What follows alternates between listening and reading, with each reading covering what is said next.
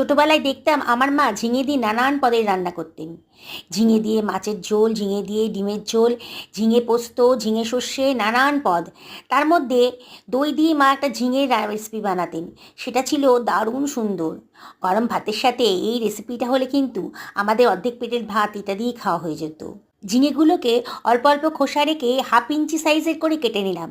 তেল গরম করে জিরে ফোড়ন দিয়ে দিয়ে দিলাম 2খানা পেঁয়াজ কুচি, একটা টমেটো কুচি, 1 টেবিল চামচ মতো হলুদের গুঁড়ো, জিরের গুঁড়ো, ধনের গুঁড়ো, প্রয়োজন মতো লবণ আর অল্প পরিমাণ লঙ্কার গুঁড়ো। তারপরে এই মশলাটা ভালো করে কষিয়ে নিয়ে তার মধ্যে দিয়ে দিলাম 3 টেবিল চামচ মতো দই। দইটা ভালো করে ফেটিয়ে নিয়ে দিয়ে দিলাম। তার মধ্যে ঝিঙেগুলো দিয়ে বেশ নাড়াচাড়া করে 10 মিনিট মতো ঢাকা দিয়ে রান্না করলাম।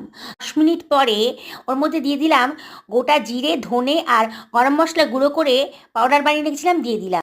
হাতে ডলে একটু কসুরি মেথিও দিয়ে দিলাম। তারপর সার্ভ করে দিলাম। সেই গন্ধ সেই স্বাদ।